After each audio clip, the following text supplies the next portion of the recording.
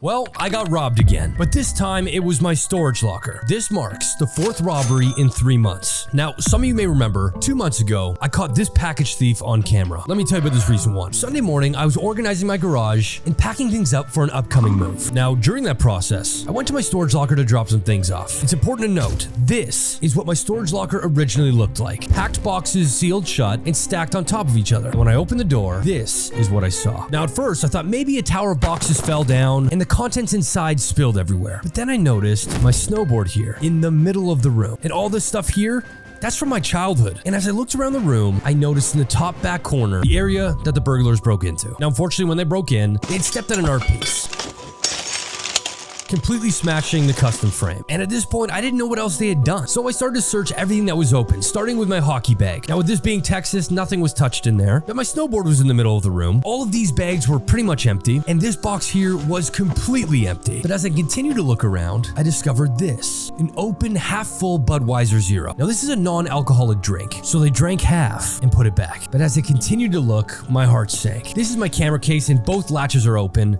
And of course, my camera and all the lenses have been stolen. Now, this wasn't a rushed job. They went through every single nook and cranny of this storage locker. And as I kept looking, I discovered this near the entrance where they broke in. What the f is this? A pickle jar full of this blue liquid, which I would assume is some sort of alcohol, and this brown sticky substance around the lid. Now at this point, I wanted to put my camera up top just to see what was going on. Maybe some of my stuff was still up there and I couldn't really see anything. At this point, I wanted to check my neighboring units to see if maybe they had been robbed too. Now you can see this is where they came in. They had actually cut the wire and kicked it in. But before that, they had walked across it just scoping out the storage unit because the entire roof sags to about halfway. You can see this pipe right here has been bent down, and the neighboring unit, even though it hadn't been broken into, did have signs that they were walking on that upper grate. Now it's time to check the other side. This is what my storage unit originally looked like. But this didn't have any sagging and there was no forced entry, completely untouched. I was the only unit that was broken into. Now lastly, equipped with a flashlight, I wanted to see who I shared the back wall with. And at this point, I discovered the entire roof had been cut and pulled in, but it was still hard to see. So I took a photo, and this is what I was able to make out. The unit that I shared the back wall with had almost its entire ceiling cut and then pulled in. And the only stuff in this unit were these wooden cabinets. Now these could have been used similar to a ladder to prop the people up so they can see neighboring units. Either way, it's not looking good for this unit right now. Now as I kept looking around, I discovered more things were missing. All of the headphones were gone.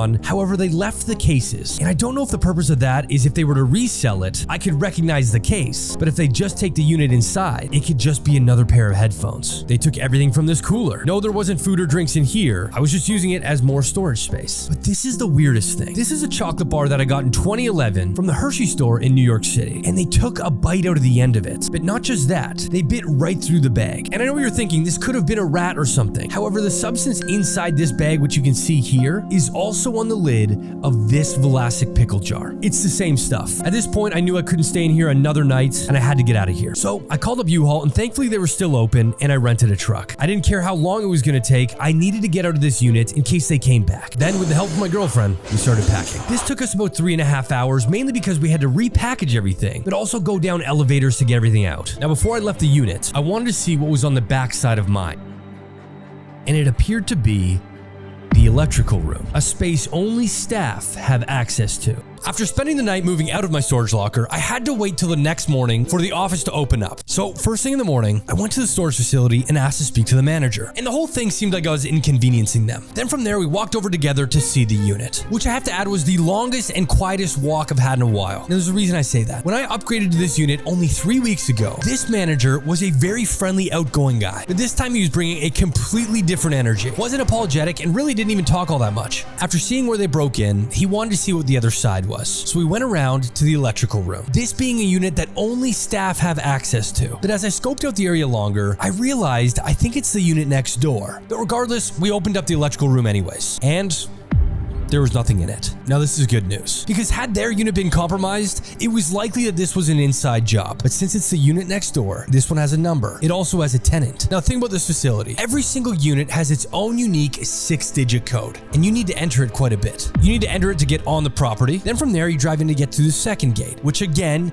you have to enter in that same code. From there, you can only enter the building by using that same code again. And then to use the elevator, you have to enter it again. That's a total of 4 times that you have to enter this code. Each each time it should be tracking the ins and outs of the users. So with all that being said, the first method here is management should check the code of this unit and see when it was used in the last 3 weeks. That's the time frame window. Now after that, I spoke to the manager for a little bit. In my experience, what they're doing is when they get above a unit, they're just looking at what they flake At like a pawn shop. See, now this is pretty interesting. So far, the items that have been stolen are a PS4, an Xbox One, a Nintendo Switch, 2 DSLR Canon cameras, a Game Boy Color, and over 40 games, a Nintendo DS, a DJI Mavic drone, 2 sets of noise-canceling headphones, a full men's suit, a pair of pants from a custom suit I owned. Don't know why they just took that. Of course, the smashed custom picture frame with the piece of art getting damaged as well. Every smartphone I've owned since I was a teenager, and the 2 chocolate bars that they took a bite out of. Yes, there was a second one, and yes, there was a bite out of that one too. So 95% of the stuff they took were electronics. Now at this point, I had a U-Haul truck full of my stuff, and I needed to put it somewhere, and fast. I found a new location hours away that I wanted to use. I wanted out of Austin and the surrounding area. Anyways, I started the long drive to my new storage locker. Once I got there, I got my brother to also make the drive, and he helped me unload and move into this new unit. This one didn't have any openings for neighboring units to break into. It also had cameras, as well as the code system. And it was twice as tall, and I was able to drive up, which made unpacking so much faster. Once I fully moved my stuff into there, I started the trek back to Austin. Now, I noticed something to the manager's point. Everything that was stolen was pawnable. They could flip this for money almost instantly. And the good news is majority of this was older tech, meaning there's newer editions out there of these same brands. PS4, PS5, not including the Nintendo Switch or the vintage gaming systems, because there's a whole vintage gaming market for that. And I say that because if this was sold to a pawn shop, there's potential that it could sit for the 3 weeks. So they might still be in there. Now's when I started phase 2 of this search. I wanted to go around to every single pawn shop surrounding this storage facility just to see if any of my items are there. Now, of course, I'm not going to blindly find an item and say, oh, this is mine. There are indicators that I'm not going to share on here that are connected to me. Even if I do find it at a pawn shop, how does it work? Do I have to buy it back even though this is already my property? I needed some answers. So I contacted the king of pawn shops, Rick Harrison. Now, a lot of you guys know Rick because he's on a very popular TV show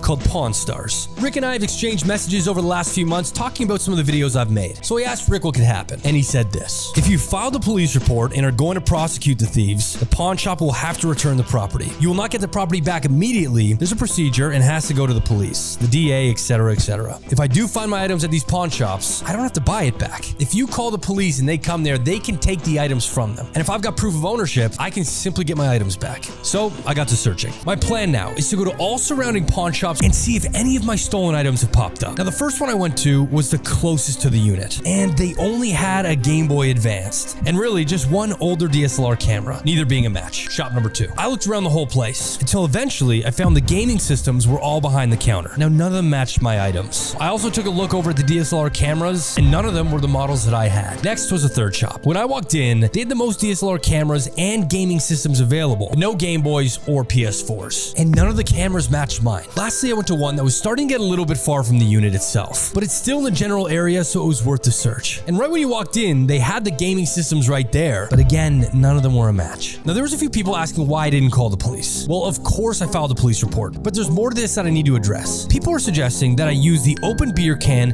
and blue liquid that they left behind as DNA samples to catch the thieves. Well, I love the thought behind those suggestions. It's important that you guys know the state of Austin right now. This crime that took place isn't one that the city of Austin has the time or resources to address. If I directly know who stole the items, sure. But if they have to dive in and do their own investigations, it'll never get resolved. The city of Austin has a police crisis. Their staffing shortages have now reached critical levels. And honestly, you can see that by just walking around the city. Austin, Texas right now has over 500 open positions for police officers. The lack of police here has caused more crime and homicides to happen, which then leads to the detectives getting overwhelmed and then quitting. It is a known thing here in Austin that if you call the police, it is going to be a while until they show up. And it's not because they're lazy. It's because police officers are literally going from crime to crime, having to prioritize the most urgent ones. This break-in now happened 8 days ago, and still, I cannot get a hold of the Austin police. Nobody's called me back. I'm telling you, it is that serious. Next up, a lot of you guys were hoping that I had insurance. Of course I did. I also saw some comments from people saying that it is a cheap storage locker, and that I went to a discounted place or they took shortcuts because the roof was virtually chicken wire. Those comments tell me that these people have no experience with storage lockers, at least climate controlled ones. I've had many storage lockers throughout my entire life all over the place, and almost all of them had this type of ceiling. This is the industry standard for climate controlled units. It allows for all the units to be in the same temperatured environment. It also allows for ventilation to these units, so no mold starts to grow. And lastly, due to fire code, the entire roof has to be open like this so these sprinklers can reach everything in that unit in case of a fire. Do I think this is a strong enough solution? Well, we know the answer to that. Look, when they broke into my storage locker, they stole a lot of things. Electronics, gadgets,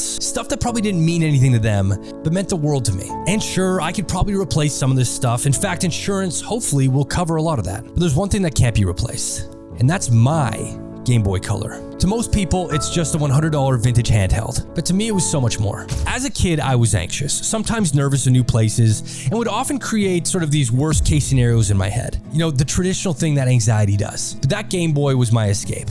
At sleepovers, if ever I couldn't fall asleep, or I felt the urge that I wanted to call home, I would turn on that Game Boy and play it until I was relaxed again. It wasn't just a toy. Now, as I got older, I played it less and less. You know, my interests changed, technology evolved, but I didn't throw it away. Instead, I packed it away nicely with all the games in this gray mesh case, saving it for one day in the future when I have kids. Not because I think they're gonna think it's cool, it's probably gonna be super outdated by then, but because I could share them the stories of how when I felt alone, this is what helped me, and maybe it can help them too. But now that's gone. When they stole that Game Boy, they didn't steal it from me, 32-year-old Dan. They stole it from him. And as violating as it feels to get things broken into, that's what hurts the most. But there is one thing I've learned, and it's that these memories I created with this Game Boy, they can't be stolen. And they served a purpose for me as a kid. And as I've gotten older, I've leaned on different things for my anxiety. I just remember all those times, man.